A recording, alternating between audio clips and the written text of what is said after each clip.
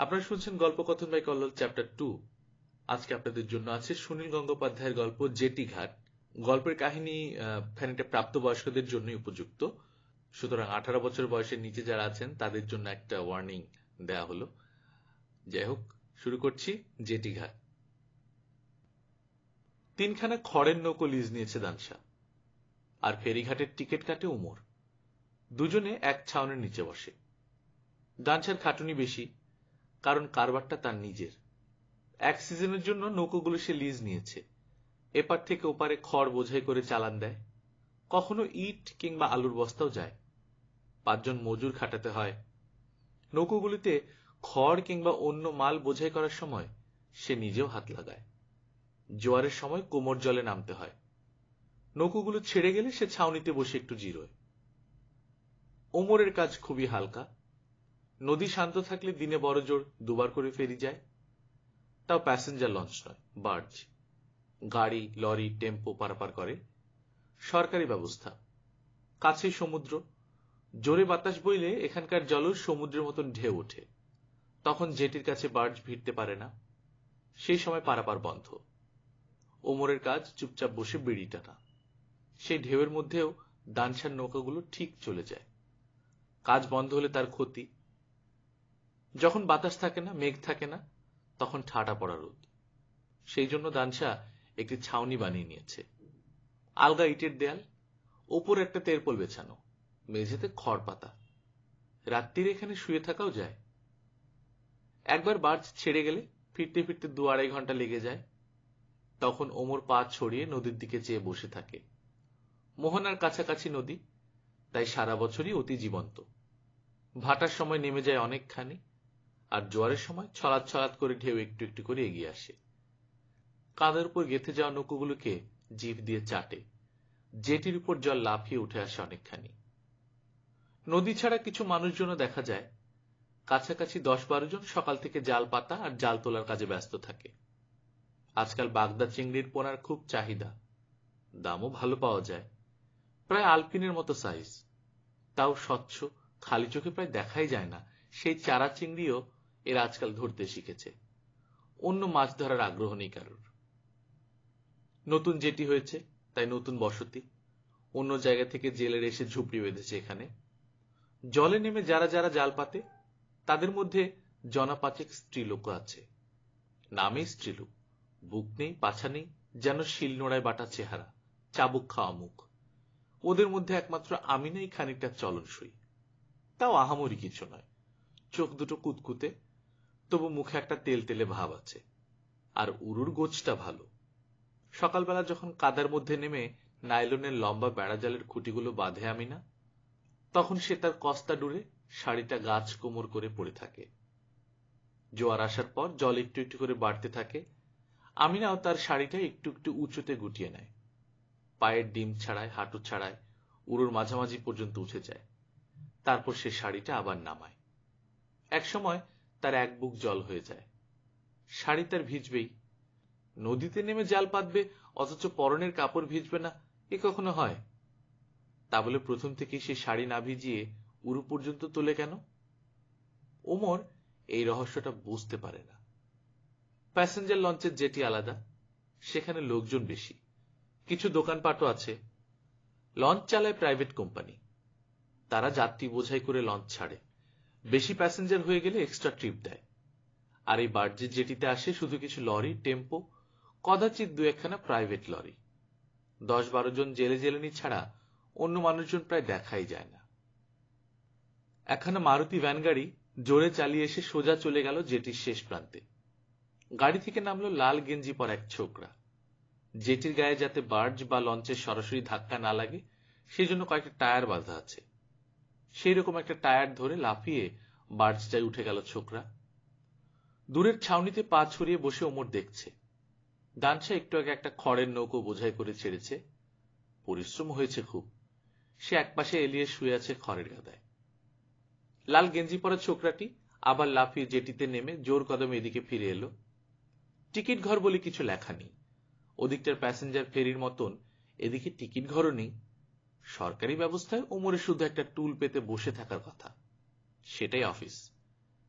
ছোকরাটি এসে 100 টাকার একটা নোট বার করে বলল, গাড়ির জন্য কত লাগে, 60 না 80? ওমর টাকার প্রতি কোনো আগ্রহ না দেখিয়ে গম্ভীরভাবে বলল, আজ আর যাবে না। ছোকরাটি রীতিমতো চমকে গিয়ে বলল, যাবে না কেন?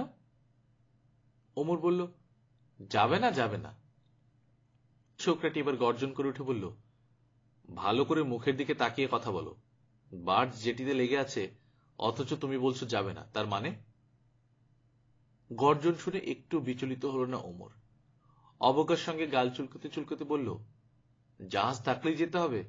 12:30টায় বান আসবে, তখন ওপারের জেটি পুরো ডুবে যাবে।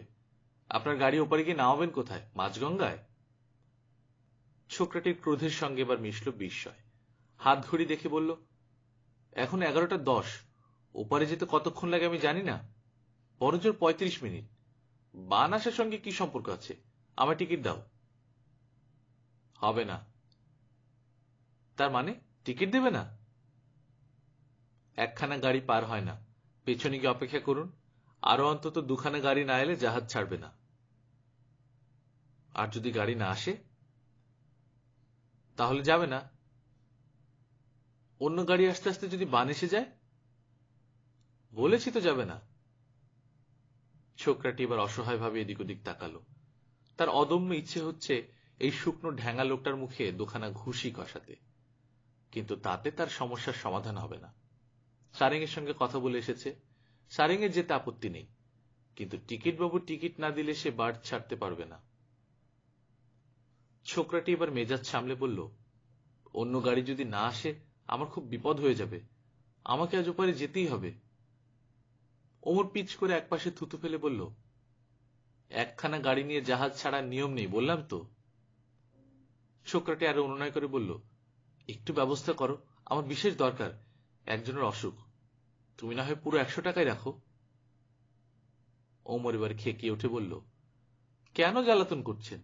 অন্তত 3খানা গাড়ি না হলে আমি টিকিট দেব না, ব্যাস। ওমর পেছন ফিরে বসে বিড়ির বান্ডেল খুঁজতে লাগলো। ছোকরাটি সরে গেল। এবার অস্থিরভাবে পায়চারি করতে লাগলো জেটিতে। মাঝে মাঝে রাস্তার দিকে তাকাচ্ছে, আর কোনো গাড়ির চিহ্নও নেই। ওমর বিড়ি ধরিয়ে মিটিমিটি হাসছে। দানচা সব শুনছিল। এবার সে জিজ্ঞেস করল, ভদ্রলোককে টিকিট দিলে না কেন রে? ওমর বলল, একখানা গাড়ির জন্য জাহাজ ছাড়বে, মোটে 80 টাকা এক গাড়ি, আর কত টাকা ডিজেল পুড়বে তা জানিস? দানচা বলল, ডিজেল পুড়বে তো গভর্নমেন্টের। আমি জেনে শুনে গভর্নমেন্টের ক্ষতি করব? কোম্পানিকে মাল দাঁড়িয়ে মেডাল। আরে গভর্নমেন্ট কি লাভের জন্য ফেরি চালাচ্ছে? চালাচ্ছে মানুষের উপকারের জন্য। রেল নেই, বাস নেই, ব্রিজ নেই, মানুষ ওপারে যাবে কি করে? মালপত্র নিয়ে গাড়ি যাবে কি করে? তাই গভর্নমেন্ট বিনা লাভে এই ব্যবস্থা করেছে। 5খানা গাড়িও যদি যায়, 5×80 হলো 400। তাতেও কি এক ট্রিপের খরচ ওঠে? ডিজেল খরচ, সারেং, 7 জন হেল্পার। তবু গভর্নমেন্টের আইন আছে, মোটে একখানা গাড়ি হলে জাহাজ যাবে না। পরশুদিন তুই ব্রজেন সাহার লরি পার করলি, সেও তো মোটে একখানাই ছিল। ব্রজেনের সঙ্গে তোর খাতির আছে? বেশ করেছি, আমার ইচ্ছে। গভর্নমেন্ট আমাকে এখানে রেখেছে, আমি অবস্থা বুঝে ব্যবস্থা করব। হ্যাঁ, সে তো ঠিক। ওই বাবুটা বলল ওর বড় বিপদ, দেখ না কেমন ছটফট করছে। আরে রাখ, ঠেলায় পড়লে অমন বিপদের কথা সবাই বলে। শেষকালে তোর কাছে কাকুতি মিনতি করলো, দিয়ে দে না টিকিট, মানুষটার উপকার হবে। দেখ দানসা, এই লোকটার সঙ্গে যদি হাটে বাজারে আমার দেখা হতো, ভালো করে কথা বলতো আমার সঙ্গে, আমাকে মানুষ বলে গ্রাহ্য করত, ভাবভঙ্গি দেখে বুঝলি না প্রথমে কেমন চ্যাটাং চ্যাটাং কথা বলছিল। এবার দানসা হেসে ফেলল। সত্যি কথাই তো, এই জেটিঘাট থেকে উঠে গেলে রাস্তায় হাটে বাজারে ওমর একজন অতি সাধারণ নিরীহ মানুষ। লম্বা সিরিঙ্গে চেহারা, একজন এলেবেলে গরিব। শুধু এই জেটিঘাটে বসে টিকিট দেওয়ার সময়ই তার যত তেজ। গাড়িওয়ালা বাবুদেরও সব ফিরিয়ে দিতে পারে। ওমর এই ক্ষমতাটা উপভোগ করে। ওই লাল গেঞ্জি পরা ছোকরা ওকে 20 টাকা ঘুষ দিতে চেয়েছিল, ওমর তাও নিল না। ওকে নিরাশ অবস্থায় ফিরিয়ে দিয়ে ওমর 20 টাকার চেয়ে বেশি আনন্দ পেয়েছে। দানসা তবু আবার বলল, আজ হাট বন্ধ, আজ আর গাড়ি আসবে না। বান্ডাগারাকে লোকটাকে পার করে দেন ওমর। মানুষের উপকার করলে নিজের উপকার হয়, মনটা ঠান্ডা হয়। ওমর বলল, আচ্ছা, এই শালারা নিমখারাম হয়। আজ উপকার করব, কাল দেখবি এসে আবার চোখ রাঙাবে। দানশা বলল, আহারে, দেখ দেখ, লোকটা বোধ এবার ভিড়মি খেয়ে পড়বে। খুব দরকার না হলে দে না, একটা টিকিট দে। ওমর এবার হাতছানি দিয়ে ছোকরাটিকে ডাকলো। সে আগে থেকে একটা 20 টাকার নোট বার করে রেখেছিল। ঘুষের জন্য নয়, বিনা কারণে লোকটির উপকার করছে এটা বুঝিয়ে দিয়ে টিকিটটা বাড়িয়ে বলল, যান যান, দৌড়ে চলে যান।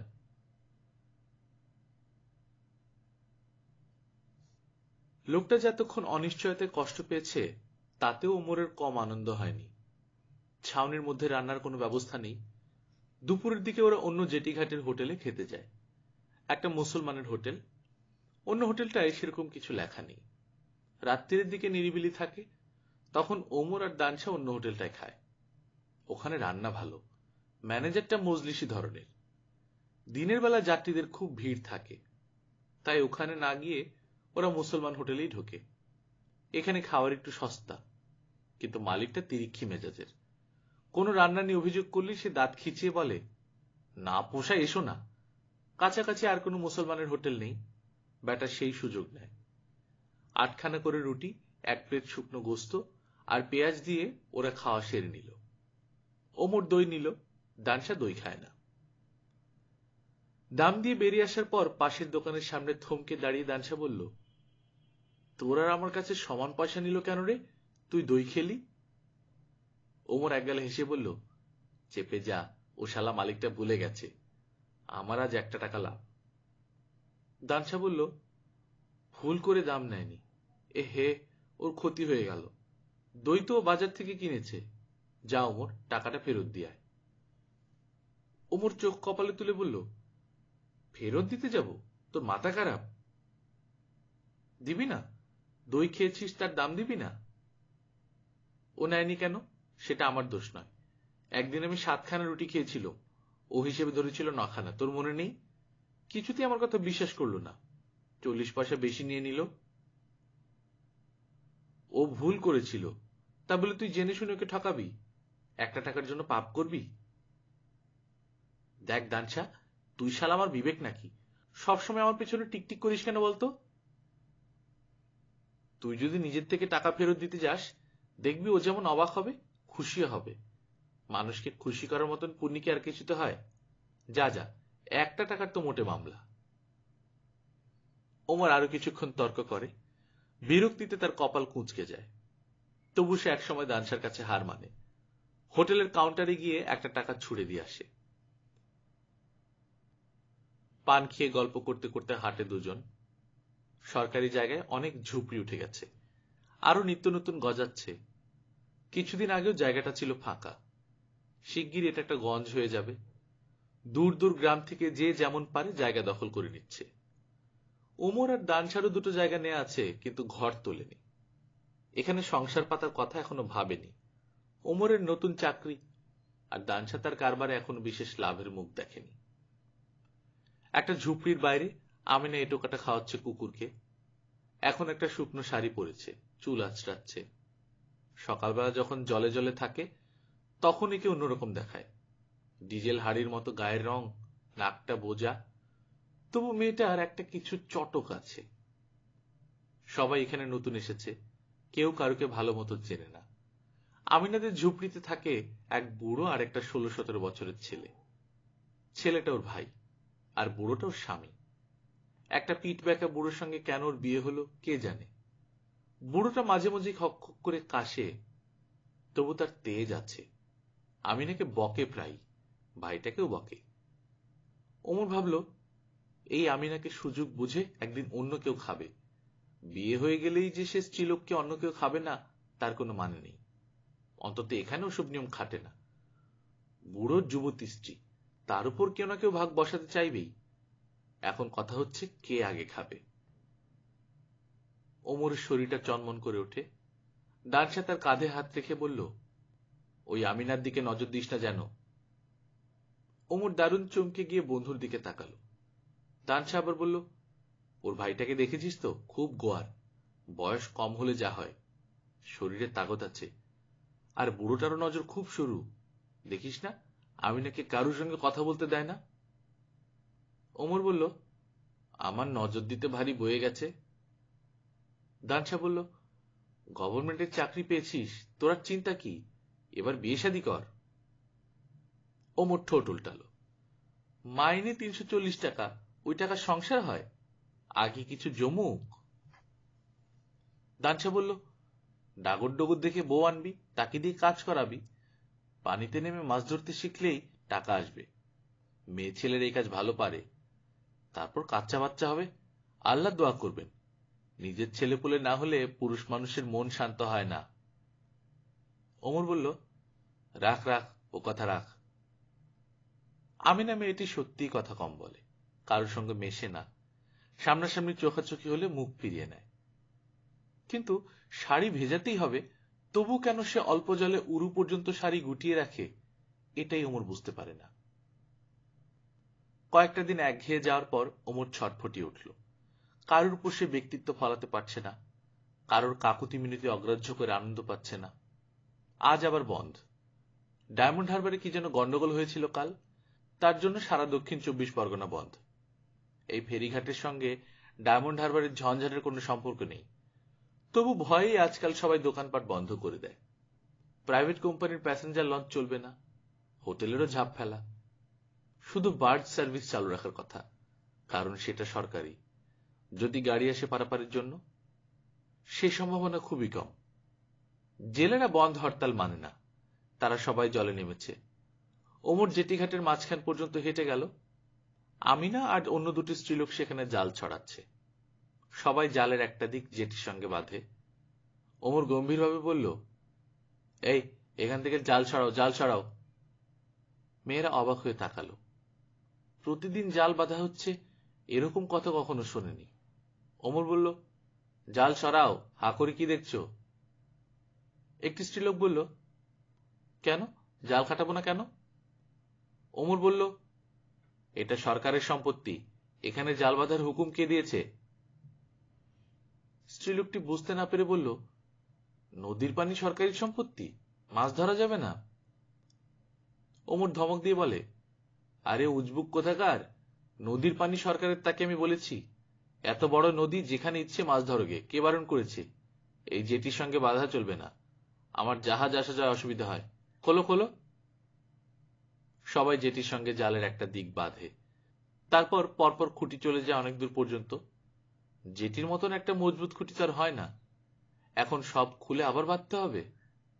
স্ত্রীলোকেরা ভেবাচাকা খেয়ে এ ওর চোখের দিকে তাকায়। আমিনা শুধু জলের দিকে চেয়ে থাকে। অন্য জেলেরা কাছাকাছি চলে আসে। আমিনার স্বামী আর ভাইও আসে। কেউ কেউ তর্ক জুড়ে দেয়, কিন্তু ওমর অনড়। সে সরকারের প্রতিনিধি, সরকারের সম্পত্তি সে অন্যদের ব্যবহার করতে দেবে না। খানিকক্ষণ তর্কের পর বেশ মেজাজ দেখিয়ে ওমর বলে, অত কথা কিসের, নিজেরা খুলবেন, আমি খুলে দেব। সত্যি সে একটা জালের দড়ি খোলার জন্য টান মারে। দানশা একটা নৌকায় খড় বোঝাই করছিল, সেও বন্ধ মানেনি। একটা নৌকো তো পারে যাক, ওদিকের বাবুরা যদি আটকায়, তাহলে সে আর অন্য নৌকো ছাড়বে না। গোলমাল শুনে কোমরজোল ঠেলে ঠেলে জেটির কাছে এসে জিজ্ঞেস করে, কি হয়েছে? আমিনার স্বামী বলল, জেটিতে জাল বাঁধা যাবে না বলছে। দানশা ওমরের দিকে তাকালো। ওমর যুক্তি দেখিয়ে বলল, এরা সব জাল বেঁধে রাখে, আমার জাহাজ আসা যাওয়ার অসুবিধা হয়। একজন জেলে বলল, জাহাজ লাগার সময় তো আমরা জাল খুলে দিই, জাহাজের চাকা লাগলে জাল ছিঁড়ে যাবে। ওমর বলল, হ্যাঁ, জাল খুলে নাও, কিন্তু কখন খোলো? জাহাজ কাছে এসে ভেপু মারে, তার আগে তো তোমাদের হুঁশ হয় না।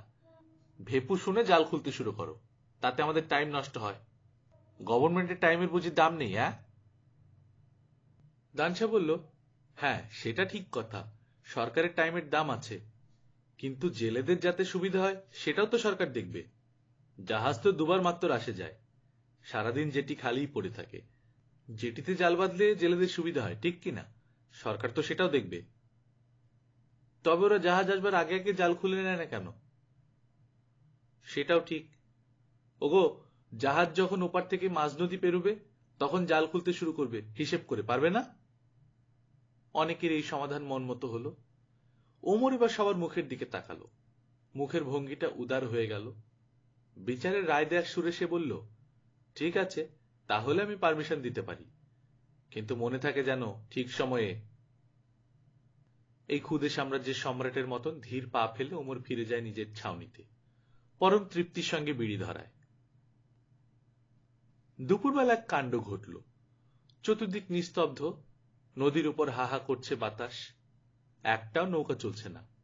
খড়ের উপর চিত হয়ে শুয়ে আছে দানশা আর ওমর। একজনের ঘুম ঘুম ভাব, অন্যজন বিড়ি টেনে যাচ্ছে। এমন সময় দরজার কাছে এসে দাঁড়ালো আমিনা।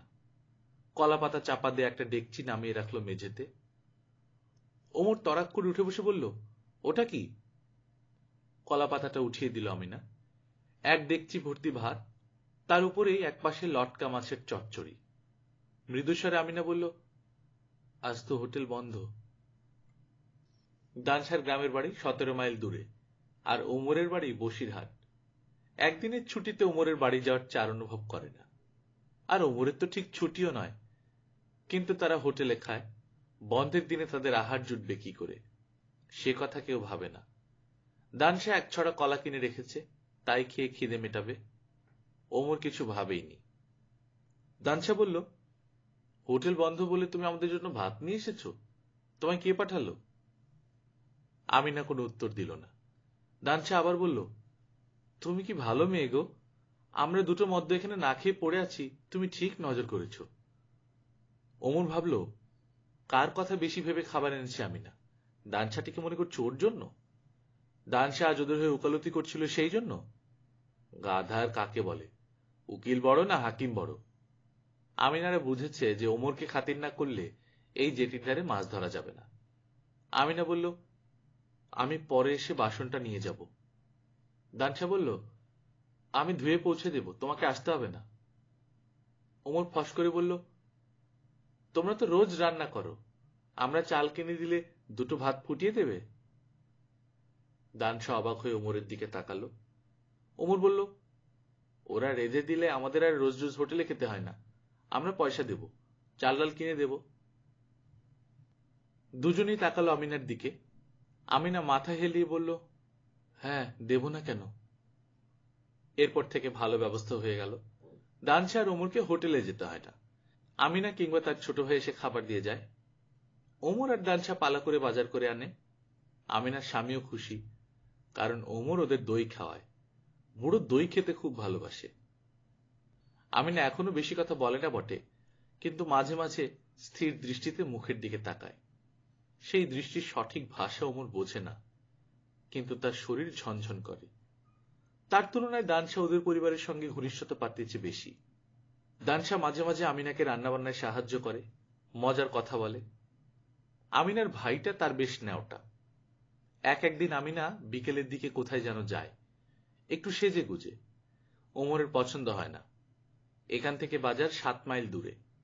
ওমর আর দানশার একটা ভাগাভাগি সাইকেল আছে। আমিনা কি বাজারে যায়? ভাইটাকে পাঠালেই তো পারে। ওমরের সন্দেহ হয় আমিনা যেন অন্য কারোর মুখ গহ্বরের দিকে এগুচ্ছে। তাহলে ওমর কেন নয়? দানশা অবশ্য খুব প্রশংসা করে আমিনার। মেয়েটার স্বভাব চরিত্র ভালো, এদিক ওদিক চায় না, যাত্রী ফেরিঘাটের লোকজনের সঙ্গে ফচকেমি করে না, মাছের পাইকারদের সঙ্গে দরাদরিতে সে উস্তাদ, কিন্তু ওরা অন্য কোন রকম সুবিধা নিতে পারে না। সকালবেলা পুরো জোয়ার আসার আগে আমিনা প্রতিদিন উরু দেখায়। ওমর এক একদিন জেটির মাথায় গিয়ে দাঁড়িয়ে থাকে, আমিনা তবু লজ্জা পায় না। ওমরের মাথায় আগুন জ্বলে। দানশার কথা মতন যদি ভালো মেয়েই হয়, তাহলে উরু ঢেকে রাখে না কেন? একদিন বিকেলবেলা আমিনার স্বামী হঠাৎ খুব বমি করতে লাগল। প্রথম কয়েকবার কেউ তেমন খেয়াল করেনি। একসময় জেটির উপর উঠে এসে নেতিয়ে পড়ল একেবারে। মনে হলো চোখ উল্টে যাচ্ছে। নির্ঘাত কলেরা। প্যাসেঞ্জার লঞ্চ চলে গেল এইমাত্র। ফিরতে ফিরতে অন্তত আরো 1.5 ঘন্টা। ওদের একটা লঞ্চ আজ খারাপ। নদীর জলে খুব টান আছে, নৌকোয় যেতে অনেক সময় লেগে যাবে। অথচ বুড়োকে এক্ষুনি ওপারে নিয়ে যাওয়া দরকার। সাগরদ্বীপে চালু হেলথ সেন্টার আছে, সেখানে ওর চিকিৎসা হতে পারবে। বার্জে 2টো লরি আর 3টে ভ্যান চেপেছে, ছাড়বে এক্ষুনি। আমিনার ভাই সারেংকে অনুরোধ করেছিল তার দুলাভাইকে নিয়ে যাওয়ার জন্য, কিন্তু সারেং কলেরা রোগী তুলতে রাজি নয়।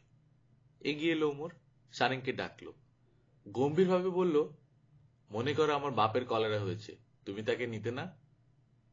সারেং তো করতে লাগলো। ওমর একজন খালাসিকে ডেকে বলল, গণেশ, ওপারে নিয়ে গেলেই শুধু চলবে না, ওরা হেলথ সেন্টার চিনে না, ওখানে পৌঁছে দিবি। গণেশ জিজ্ঞেস করলো, ওনার সঙ্গে আর কে যাবে? আমিনাই যেতে চায়, সে বুড়োর মাথা কোলে নিয়ে বসে আছে। কিন্তু ওমর বলল, তোমার যাওয়া ঠিক হবে না, তোমার ভাই যাক, একজন পুরুষ মানুষ সঙ্গে থাকলে সুবিধা হয়। ভাই বোন দুজনেই চলে গেলে আমিনাদের ঘর দেখবে কে? এখানে চোরের খুব উৎপাত। বুড়োর সঙ্গে আমিনার ভাইটাকে পাঠানো ঠিক হলো। বার্জে উঠে ওমর নিজে বুড়োকে শুইয়ে দেওয়ার ব্যবস্থা করলো। বার্জ এবার ছাড়বে। সারেং ওমরকে চুপি চুপি জিজ্ঞেস করলো, আজকে আবার ফিরতে হবে? একেবারে কাল ওদিককার গাড়ি নিয়ে চলে আসতে পারতাম সকালে, রাত্রে ওখানে আমার একটা কাজ ছিল। ওমর কয়েক মুহূর্ত চিন্তা করলো। ভোরবেলা এখান থেকে প্রথম গাড়ির ফেরি ছাড়ার কথা, কিন্তু একদিন দেরি হলে ক্ষতি কি? সন্ধ্যের পর প্যাসেঞ্জার লঞ্চ বন্ধ। বুড়োকে হেলথ সেন্টারে ভর্তি করে আমিনার ভাই যদি ফিরতে চায়, কিসে ফিরবে? ফেরার দরকার কি? ওপারে এই জাহাজেই রাত্রে শুয়ে থাকতে পারবে, খালাসিরা ওকে খাইয়ে দেবে। ওমর সারেংকে বলল, ঠিক আছে, ফিরতে হবে না। তার মানে আজ রাতে আমিনা একা থাকবে। আজ সেই রাত। আজই বুঝতে হবে আমিনার উড়ু খুলে রাখার রহস্য। এরই মধ্যে অন্ধকার হয়ে গেছে। জেটি পার হয়ে এসে একটা দৃশ্য দেখে ওমর থমকে গেল। আমিনার কাঁধে হাত দিয়ে প্রায় তাকে বুকে জড়িয়ে ধরে নিয়ে যাচ্ছে দানশা। ঢুকে গেল আমিনাদের ঝুপড়ির মধ্যে। দাঁতে দাঁত ঘষে ওমর বলল, শালা হারামি। কিন্তু এখন ওমর ওখানে যেতে পারে না। সে নিজেদের ছাউনিতে বসে গর্জাতে লাগলো, ধ্বংস করতে লাগলো বিড়ির পর বিড়ি। হারামজাদা দানশার সঙ্গে আজ থেকে তার সম্পর্ক শেষ। কাল থেকেই ওমর নিজের জায়গাটায় একটা ঘর তুলতে শুরু করবে। এক একটা মিনিট যেন এক একটা ঘন্টা। ওমর মাঝে মাঝে বাইরে এসে উঁকি মারছে। চাঁদ ওঠেনি, আকাশ অন্ধকার, কোথাও মানুষজন নেই। আমিনাদের ঝুপড়িতেও কোনো সাড়া শব্দ নেই। ওখানে কি করছে দানশা? কতক্ষণ কাটলো? এখন কত রাত?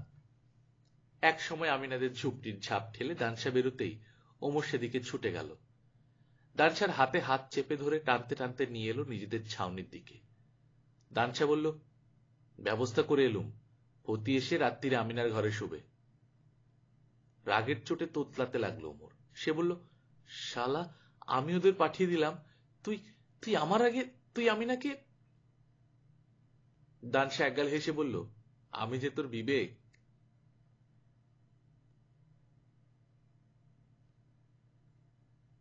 আপনারা শুনছিলেন সুনীল গঙ্গোপাধ্যায়ের গল্প জেটি ঘাট। আমরা নিয়মিত ছোট গল্প দিয়ে যাচ্ছি। আপনারা যারা প্রথমবার মতো এই চ্যানেলে আছেন তারা সাবস্ক্রাইব করে নেবেন। আশা করছি সামনের গল্পগুলি আপনাদের ভালো লাগবে। বেশি বেশি করে বই পড়বেন, নিজে ভালো থাকবেন, আশেপাশে মানুষদেরকে ভালো রাখবেন। টাটা।